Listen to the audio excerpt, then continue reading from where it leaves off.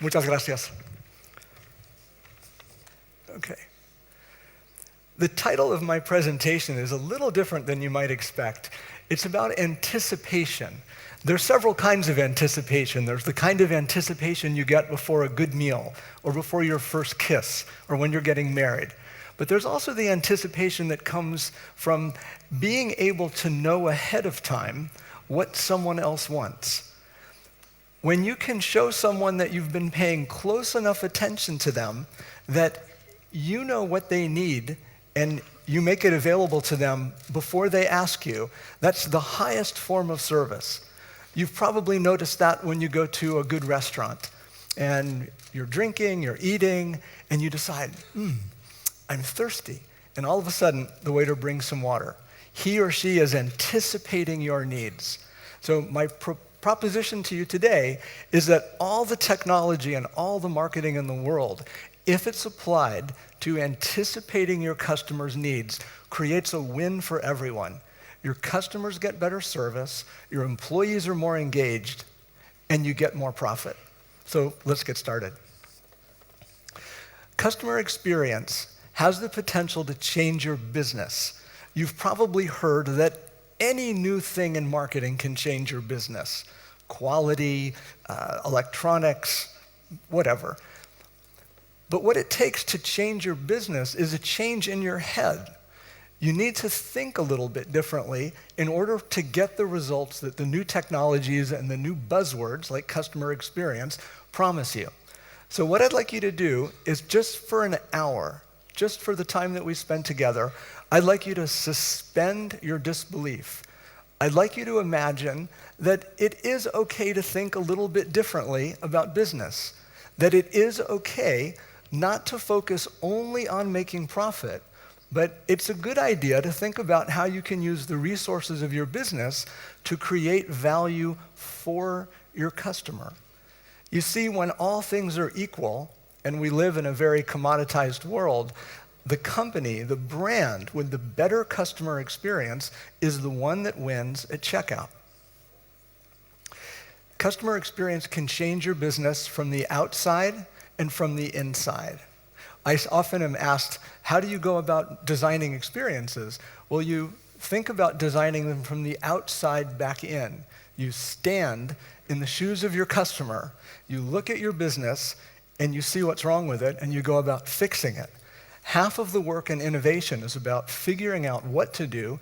The other half is about making the changes inside your business so that you can do things a little bit differently. So let's take a look at how one business changed from the outside in.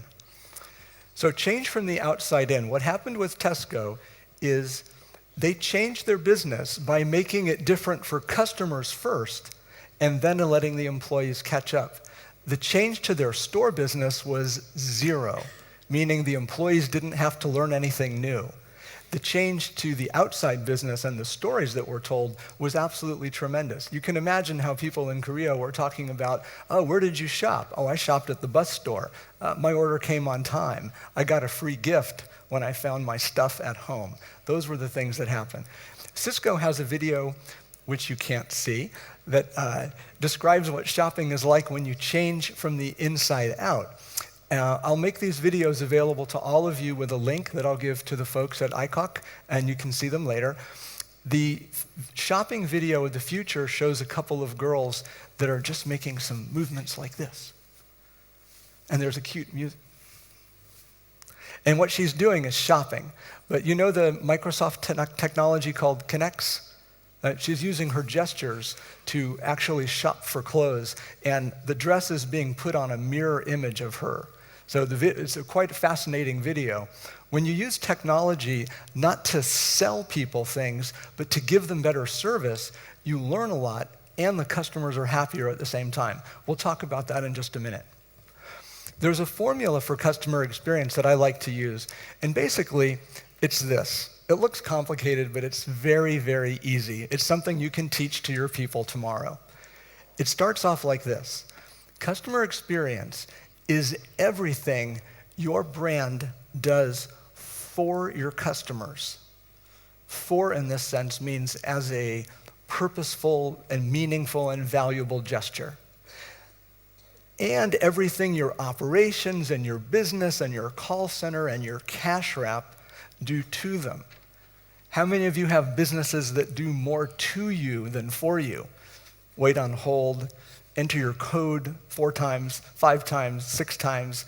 You call the people from the cable company and they don't show up, or they bring the wrong parts. Those are examples of how companies do things to customers.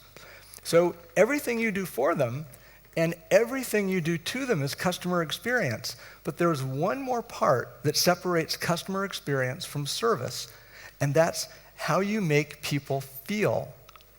Does that make sense? When you shop, not when people shop your business, but when you go out and shop, don't you pick the brands and the companies that make you feel better? It's not always a left-brain decision. Even procurement office people will shop with their hearts. They will buy based on how they feel, on how the company helps them not only to get their job done, but to get some extra value. So the formula is everything you do for and to your customers and how you make them feel. Your business, whether you like it or not, your brand, whether you know it or not, is giving your customers an experience. It's not just service, it's service with a heart. And you're competing on that every day. To me, it's interesting to notice how how individuals are picking brands, not just because of what they sell or how they sell it. They're buying based on comparing those brands to everyone else they use. So if you're buying from a department store, for example, you're not just comparing to the competitive set, you're also comparing to the Apple store, or to where you buy your groceries, or to where you might get a massage at a hotel. You're comparing everything now as customers. So experience is one of the things that differentiates your brand and that you have to take accountability for. I believe customer experience is so important that it should sit at the strategy table of most firms. Customer experience is what your business delivers that is of value to your customers. In many cases, it's all that they get from you. Many businesses sell products. However, most customers think that those products are a mix of product, service, and experience. If you don't believe me, ask your own customers and ask them what they decide on every day, whether it's toothpaste, a new car, a visit to the dentist, or getting some repair work done. It's all about the experience. By putting customer experience in the center of your strategy, what you're doing is giving all the different operating parts of your company the opportunity to get on the same page with each other. If you show them what the customer experience should be, how it should look, if you give people a clear picture, then they can all work toward the same objective. If you try to work your customer experience through the existing departments and silos in your business, it's hard for everyone to buy into the change because they're so used to doing things their very own way. Okay. Customer experience should do 3 things for every one of your businesses. The first one is to make sure that you bring delight to your customers. If you have engaged employees, they'll help delight your customers. So one of the best places to focus is on keeping your employees happy. If you keep your employees happy and they make your customers happy, who else gets happy? The shareholders. Fred Reichheld was one of the first to figure that out in the profit service chain back in the 1990s. Here's a company that's done an amazing job of creating value for its clients, and I wanted to share this with you. This news is less than 1 week old. Edelman Travel is a travel management company, kind of like American Express, but several times smaller. I think they're number 8 in the market now. They teamed up with a company called TravelText to introduce this app, which manages your travel expenses. When you go on a trip, especially one with several cities, and you come home, you empty your briefcase out with all of the receipts, and you have to fill out your expense reports, right? It's the same mundane task everywhere in the world. With this app, all you do is you type Start London, and it sends you back a notice that they've opened a London account for you. And then you take pictures of your receipts and who you had dinner with or whatever information your accounting department needs. And when you get home, Your expense report's already done. Nice. I asked the guys at Edelman, how much are you charging for that? That's a killer app. And they said, Mike, that's not the right way to think about it. We're charging our clients $0 for that. Why wouldn't they charge their clients something for an app that does so much and saves thousands or tens of thousands or maybe millions of dollars a year in admin time, unfiled expenses, and all of that? Well, it's one of the things, they told me, that makes their business different from everybody else. This is a way to create a differentiation through the experience. So it's actually more profitable for Edelman to give this app away to their clients so they can get information faster and pay less for their airline travel because it keeps them in the hunt. So now when they go up against the competition, come renewal time for a new contract, they're in. They've got 50 different technologies like this that are all $0. This is a company that understands that to use customer experience to create value for customers is sometimes more profitable than charging them for everything that you do.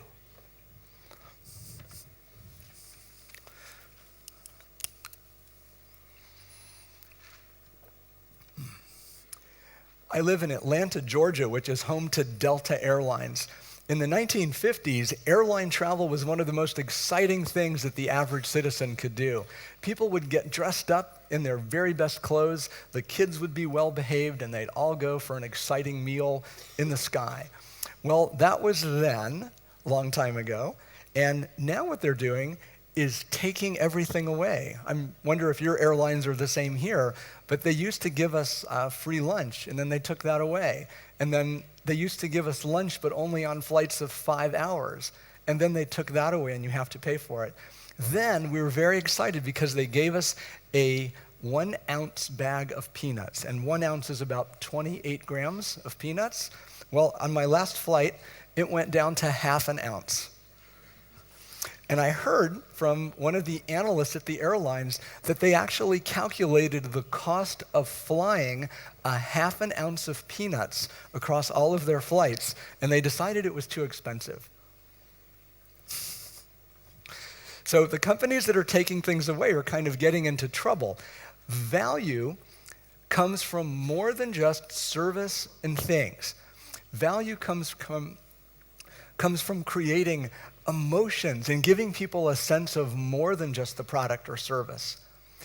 An example of a business that does a really good job with your emotions is your local movie theater. When you go to see Iron Man or The Notebook or The Great Gatsby or any one of your favorite movies, you go there knowing and paying money to have your emotions manipulated. You're going there to be transformed. That's what the movies do. Good storytelling transforms people. You'll hear about that a little bit later today. What emotions also do is create much more value for customers. Customers love when they get an emotional outcome. They like when they buy a new car, and they don't just get a car, but they get the whole experience of having a new car. They get thanked. They get rewarded. They get their picture. They get the applause or the envy of their friends. It's all part of the car buying experience. So high value for customers in the emotional side of the business. But usually it costs very little to deliver that. So think about your own business for a minute. This whole session, by the way, is for you to think about your business. You don't have to listen to every word I say. I want you to think about your business and let the ideas kind of flow through me into you and start to apply them. So this is the first place that you can apply something. How can you deliver an emotionally more engaging, more impactful, more enjoyable and memorable experience without it costing you something? Just think about that. I'm going to show you some examples in a few minutes of how you can do that. Okay? Walt Disney is I guess a hero of mine. I grew up in Orlando, Florida, home to Disney World, and I watched when Disney was acquiring 27,000 hectares of property very quietly. I saw the Magic Kingdom open, and then Epcot, and the film studio and the animal park, and Orlando has now become the #1 tourist destination in the world. It's an amazing transformation to watch, and it all happened around experience. I've often looked at what drove visionaries to create something new and different, and I found this quote from Walt Disney, and I thought it was just magical. He said, "Do what you do so well that they will want to see it again and bring their friends." Isn't that amazing? It's just so simple. Create an experience that's worth repeating. There's something that Disney incorporated into his work, but he didn't say in his quote, and that's that really good experiences become what? They become stories. So a really good experience is noticed, remembered, and shared. So if you have an experience that's so good and so carefully crafted that one person can tell another person about it, like a great roller coaster ride. Remember when you were 15, 14, 17, you went on the roller coaster and you loved it and you told your friends about it with great excitement in your voice. You zoomed up and you plummeted down and you thought you were gonna die, and then you went up again. That little clue of almost hitting the bottom, maybe touching your feet in the water, that's what you tell your friends. And then your friends can tell their friends about Mike almost hit his feet in the water. And the friend says, I want to do that too. So the secret that Disney understood across all different media, movies, theme parks, real estate projects, all kinds of things, was to weave a story that people could step into, that they could become a part of. So there is no Disney story without a participant. You can't live the ride, the attraction or the amusement, unless you're part of it. And they make your part of it integral to the success of the storytelling. So that's a secret that you can take with you. Think about how you can get your customers to be so excited about your experiences that they want to share them with friends. That's the design point that I suggest you take away from today. There's some financial proof. For all of you that grew up as accountants or chartered accountants, those of you who are analysts and like numbers, take a look at these numbers. Research was done by Bruce Temkin of the Temkin Group. He was Forrester's lead researcher in customer experience until 2 years ago when he broke off and started his own firm. The number on the left, 177.1, shows the value of a business, and, the value of the business is $100 million starting at year 0. After 3 years, a fast food chain can expect sales to almost quadruple because of a better customer experience. That's how much volatility there is in that business. If you're not in fast food, maybe you're in one of these others. So even a business at a credit card issuer can more than double its top-line sales within 3 years by applying customer experience principles. And the list goes on and on. Even the lowest level is 1.4 times growth, 40% growth over 3 years, which is nothing to laugh about in an economy like this. There are some other folks who have done some very interesting work. I don't have a slide to show you, but they took some of the best performing stock picks of the last 5 years, and they picked out the ones who were the customer experience winners, the ones who clearly were ahead of the pack in customer experience. And they compared those to the laggards. The winners were 15% higher than the Standard & Poor's norm. The losers were 15% below. That's a 30-point spread in very competitive businesses. 30 points. That should be enough of an enticement to get you to talk to your boards more about customer experience. Let's take a look at a couple of examples here. Has anybody not been to an Apple computer store? Raise your hands if you don't have to raise your hands, but you should go. If you haven't been to an Apple store, it's become an artifact of society, and I think it's a visit that you should make. Steve Jobs had a saying very much like Disney, and he said, start with the experience and work your way back into the business. So his vision for Apple from the very earliest days was to create an experience that customers would love. That's why he spent so much time and money and effort amidst all of the complaints and the challenges and the warnings of the industry pundits. He said, we're going to make a better operating system. And then he said, about 10 years ago, we're going to make a better store. But we're not going to make a store, we're going to create an experience center, a place where people can come and have their questions answered, learn, get the firsthand information about products, and we're going to make it easy for them. So here are a couple of the things that they did. Oh, by the way, the ACSI is the American Customer Service Index. Apple's score is 87. That's kind of like a logarithmic scale of how good you are. Their nearest competitor is in the low 70s. So they are so far ahead in customer experience and customer service that it's worth about $1 billion per store. They have about 400 stores now. They're doing a huge amount of business through each of those locations. 10 years ago, it was feared that Apple would be out of business because retail would ruin their business.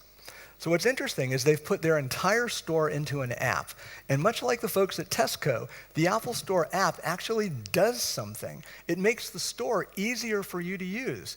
You can use the Apple Store app to go shopping, to get service, to schedule training, to get an appointment for technical support. Very, very simply, you pick the time and the location that you want, and then you go. It's that easy. Once you get there, the folks at the front desk, when they greet you, they know that you're there. If you've given them permission to sense your iPhone, they can actually greet you by name, which is pretty cool.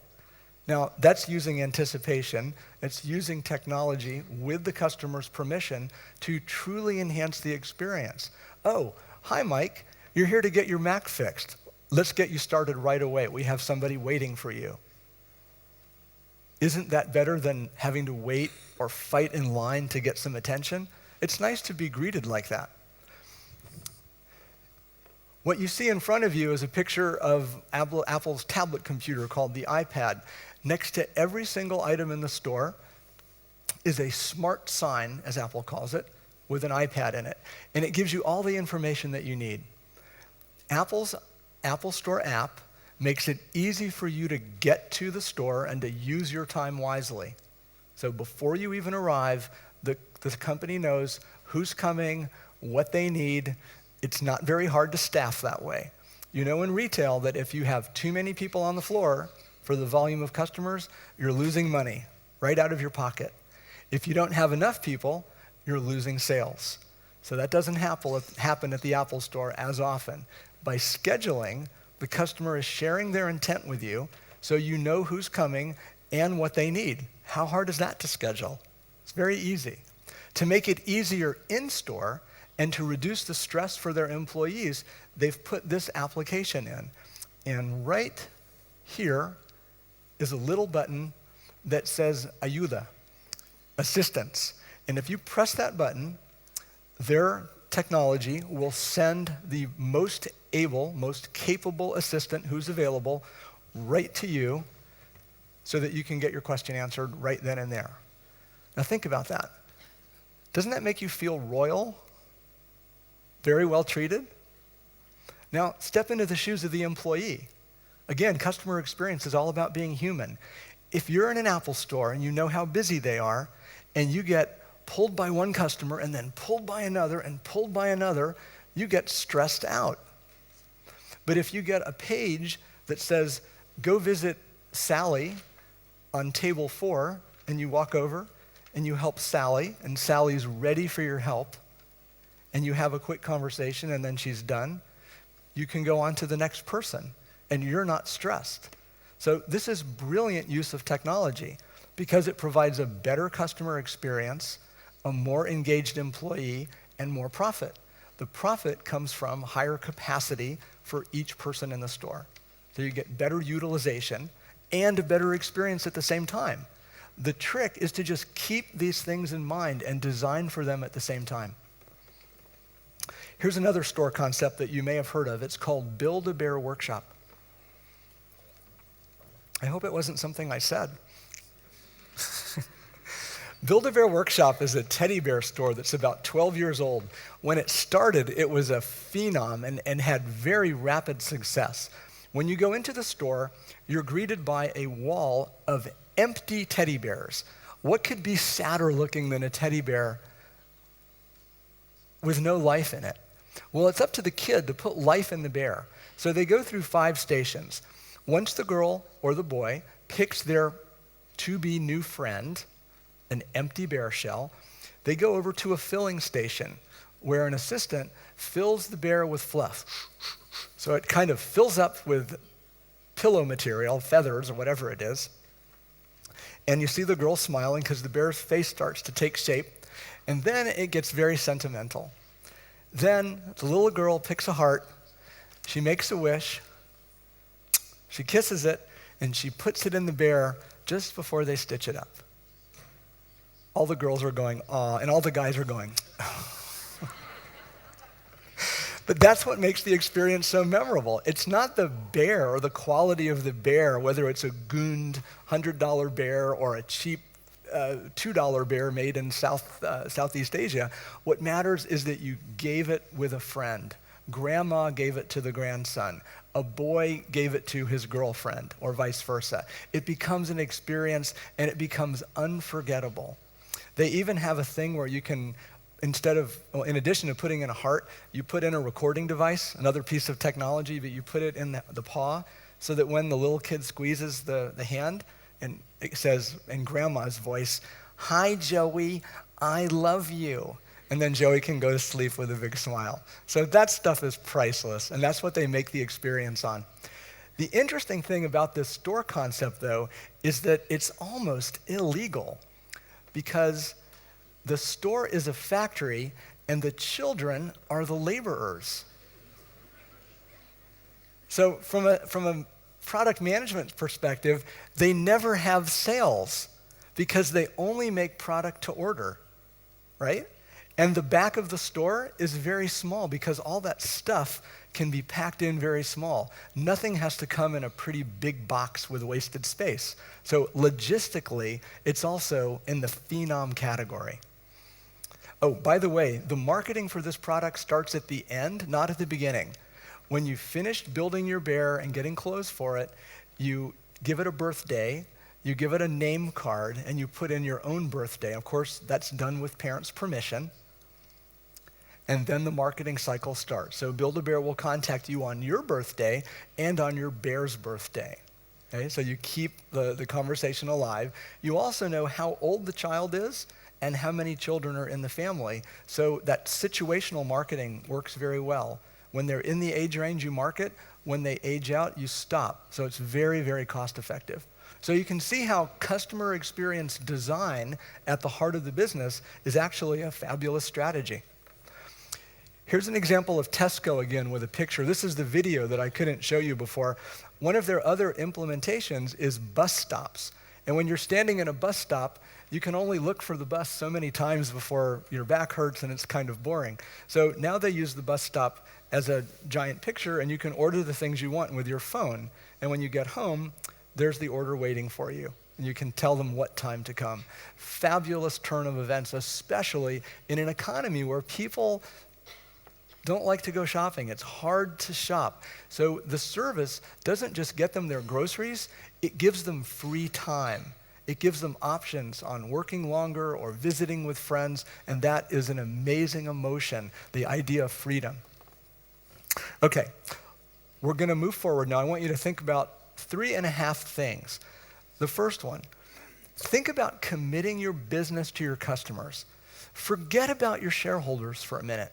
But don't forget about them completely because you'll probably lose your job. But what I'd like you to do is think about your customer as the design point for your customer experience. As managers, we're trained to make sure that out of the bottom of the spreadsheet come all these good profit numbers. And we've been trained by our preceding generations to take things away, like a 1/2 ounce of peanuts. Keep taking away until the customer yells and screams, and then stop. Wait and try to take away more again. Doesn't work anymore. What works now is putting the customer at the front of your business, truly in the center of your business, and focusing as much of your value creation effort on them as possible. At the end of the year, if you can show that you've created more value for your customers than you've earned, your brand will be amazingly more valuable. Let me repeat that. If you can show that your customer has created more value for your customers than you have earned, you will be successful.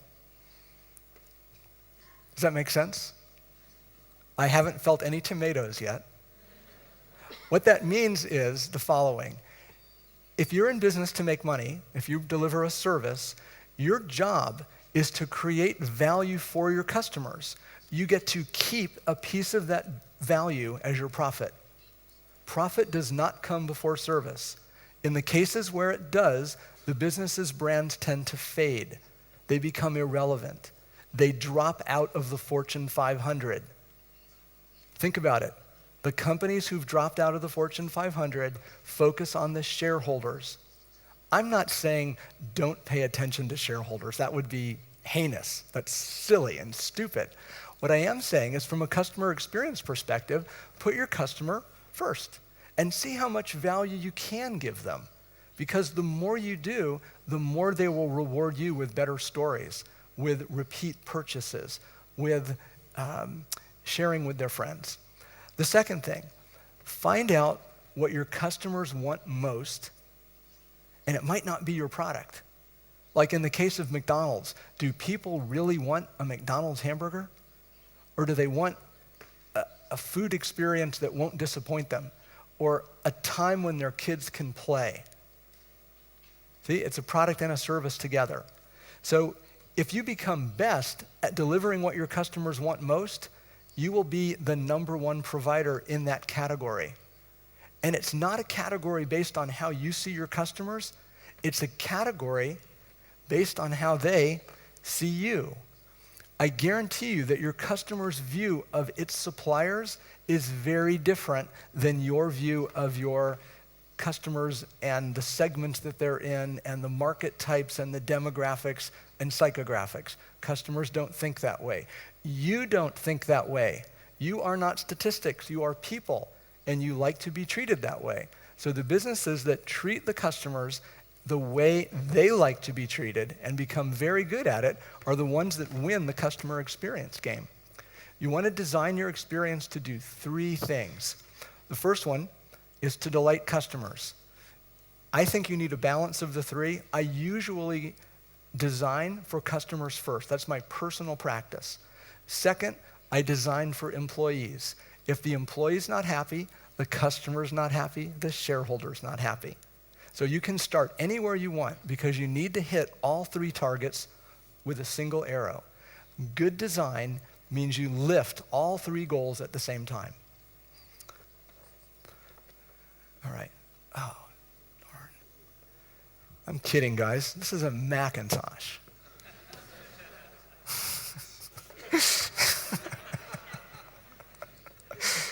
It's all about anticipation. Now, I knew that was going to happen, and I told the AV guys that's going to happen, but you didn't know that was going to happen, so it was fun, right? Anticipation is the key to delivering joy, excitement, fun to your customers. Anything you want to do, if you can anticipate their needs, you can do it better. So we just had a good laugh because I was able to anticipate how you were feeling. Everyone's seen, I don't know if this will translate in Spanish, but the blue screen of death. Right? And we've all been through that before. All right. So anticipation means one thing. It means knowing sooner. And what's really cool is when you can use your business operations, your people, your technologies, big data, all the things that Nexium has out there to sense things early, eye tracking and planograms and all kinds of other technologies, when you can use that information to find out your customer's intent so that you can serve them better, you've got a leg up on the competition. Most people use all of those technologies to try to find out how much they sold to the customer or which ad to put up. But use those technologies to do those things. Don't stop. But also think about how much value can you add to your customer by catching what they need to know and adjusting your operations in real time. I'm going to show you a number of things that you can do to make that possible. So when you go walk the showroom floor later tonight and tomorrow, please be thinking about those areas in your company where you get the most complaints, where you feel there's the most opportunity, where you feel customers are leaving or being underserved, and then see if you can use that technology while you're still serving them. When used as a measurement, it's like driving through your rear view mirror. You drive along fine as long as the road is straight, you're looking backward, but as soon as there's a curve, you're gonna crash. You need to look through the parabrisas, right? You have to look through the windshield in order to see where to go. So use the technologies to help you to see better.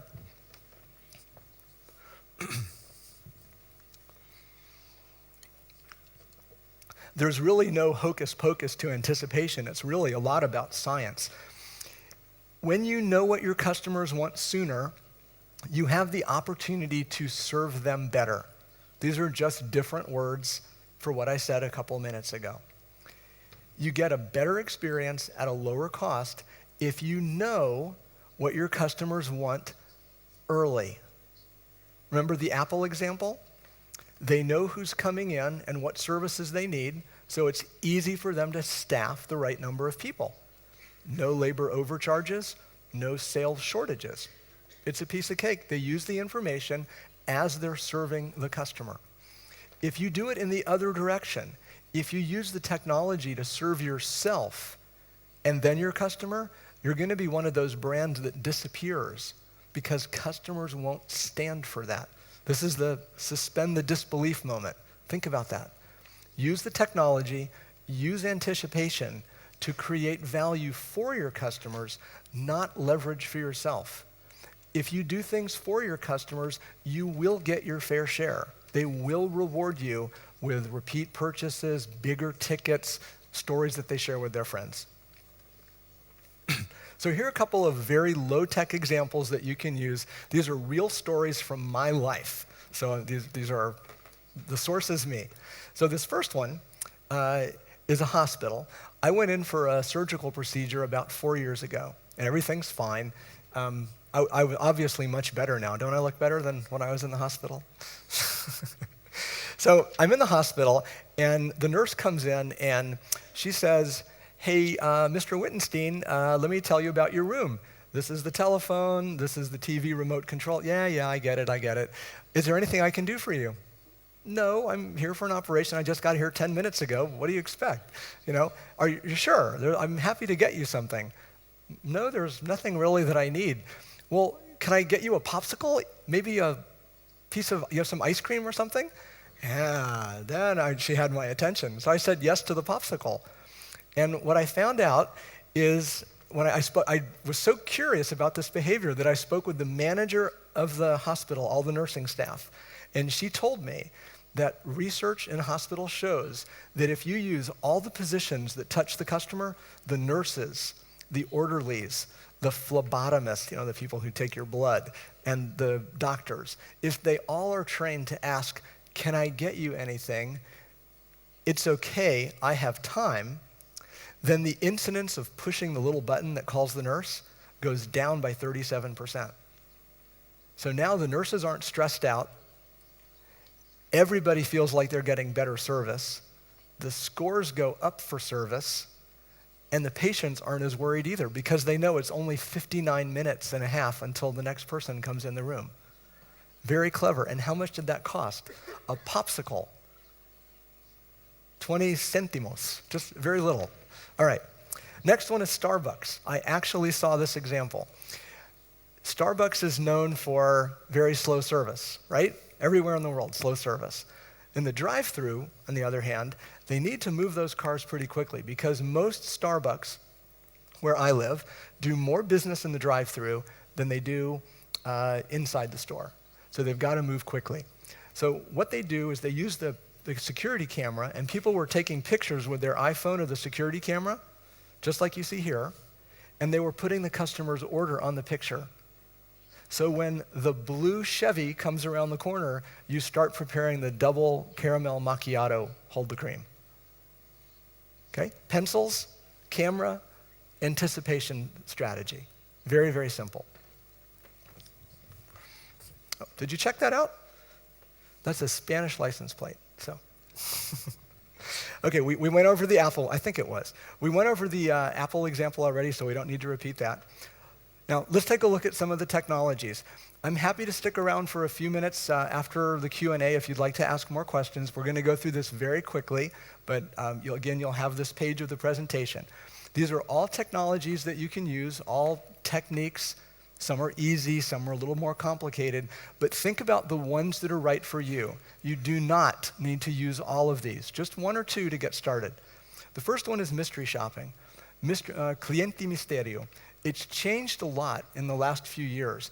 Now mystery shoppers go with their smartphones, and they take pictures, and they record their voice, and they answer questions on the fly. So it's very, very detailed.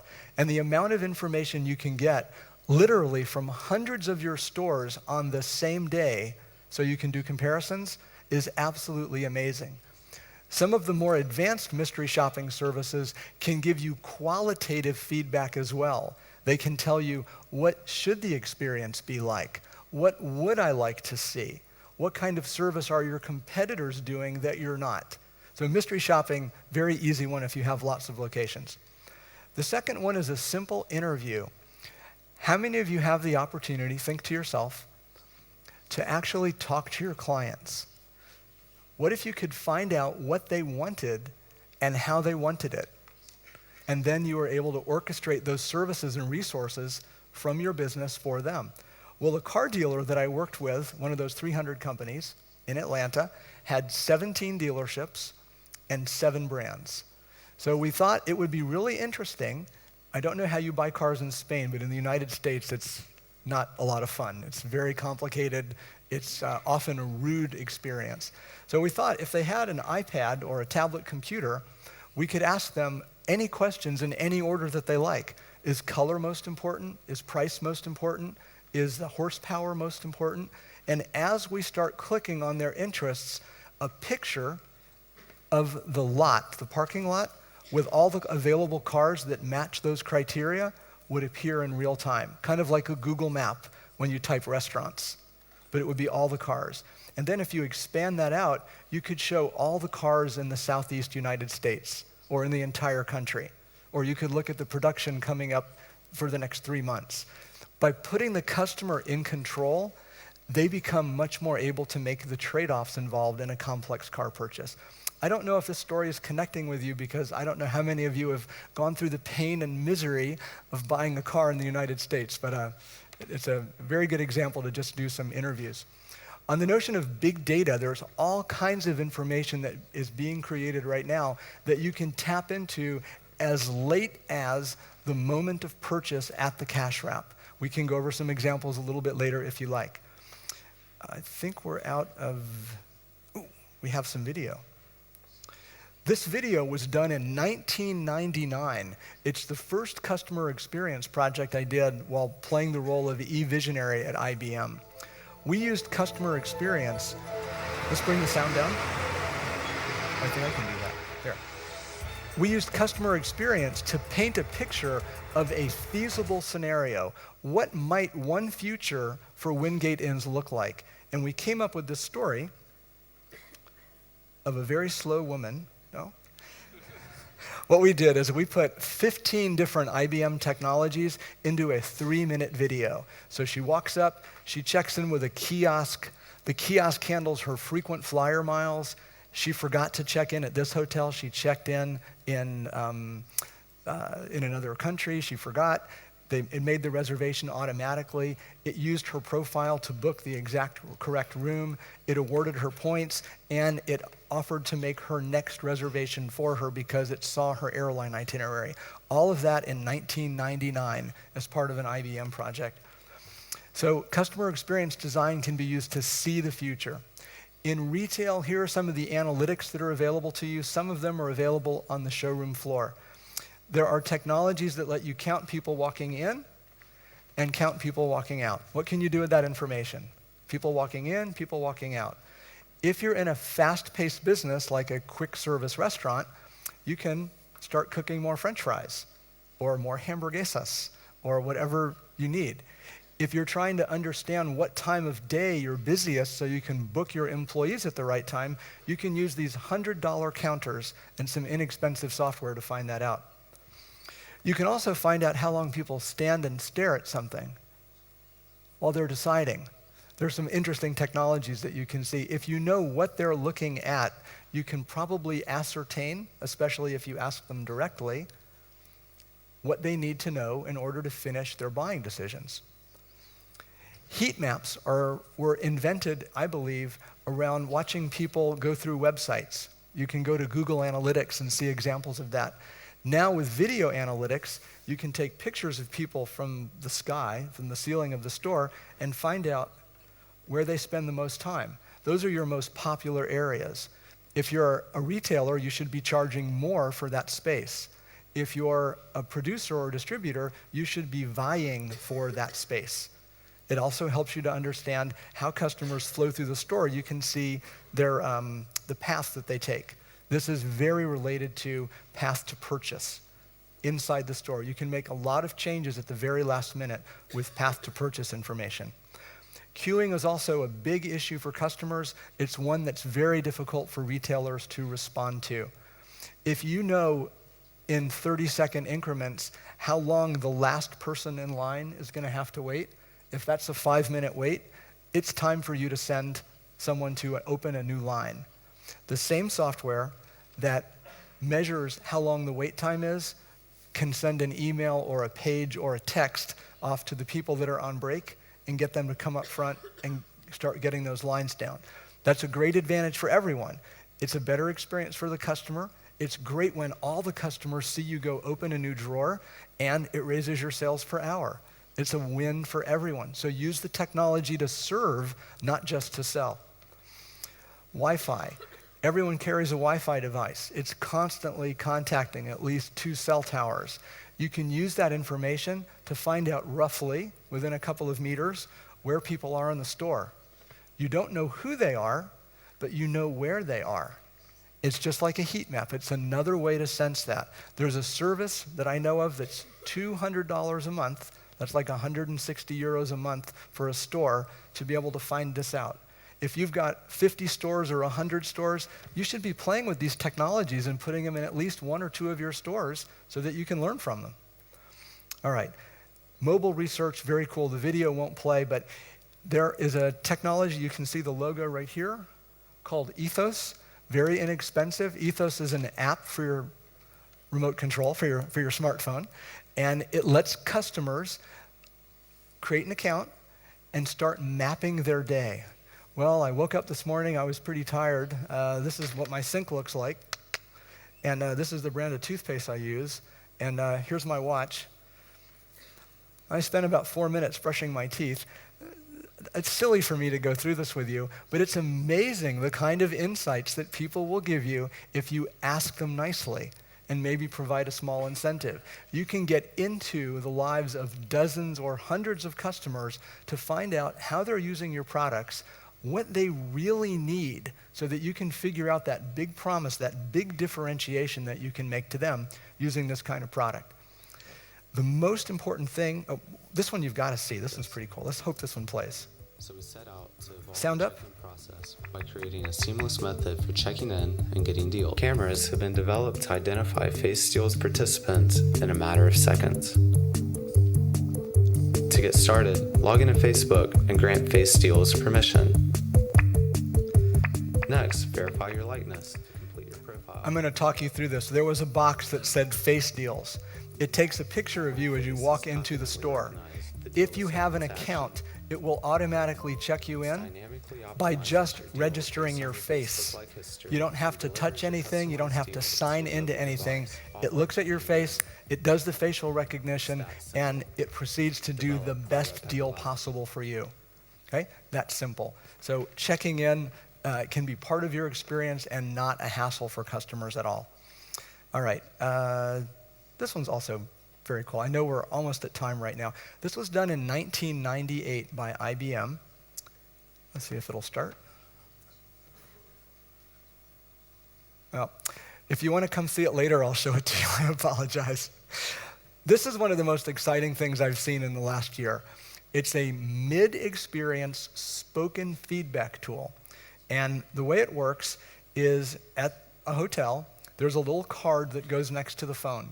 You walk in your room, you see the card, you read it. Oh, I'm supposed to call the manager. Okay. So you pick up the phone at some point during your stay, and you call the manager and you say, "Hi, manager. I'm Mike in room 511. I really liked the check-in process. It was so fast. Thank you for getting me out in less than a minute."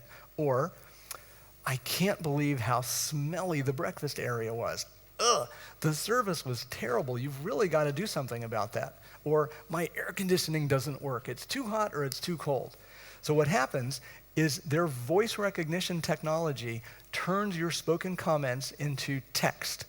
A human reads it and listens to the comment to make sure that it's right, codes it for its emotional value, and sends a text to the manager on duty of the department that can do something about it. So instead of the air conditioning not working for 5 days and for 5 guests to write bad TripAdvisor comments, you get it fixed right away and customers are elated and they stay with you. This brand, Sheraton's, had 2 hotels that have gone from the bottom of the barrel, the bottom quartile, all the way to the top in 6 to 7 months. In RevPAR dollars, revenue per available room night, that is an amazing leap forward. I think they turned me off. I think that means I'm supposed to stop. No, there you go. So anticipation is something that you can pay attention to create more value for your customers. Use it to serve, not to sell. And I hope that I can anticipate your success as we move. Okay, thank you. Thank you very much.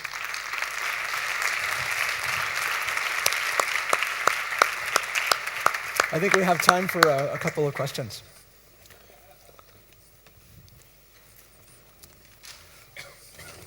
Mike, entiendes español, o sea que no me engañes. Vamos a ver. Muchas gracias por la presentación. Desgraciadamente me están contando que no tenemos tiempo para nada. Entonces, no tenemos tiempo para preguntas para ti, lo cual es bueno para ti, pero no hay tiempo. Entonces, os voy a pedir que valoréis la ponencia, que me saquéis el test manager para valorar la ponencia de Mike. Rogamos valoren la ponencia que aparece en pantalla. Sí, pero ellos no.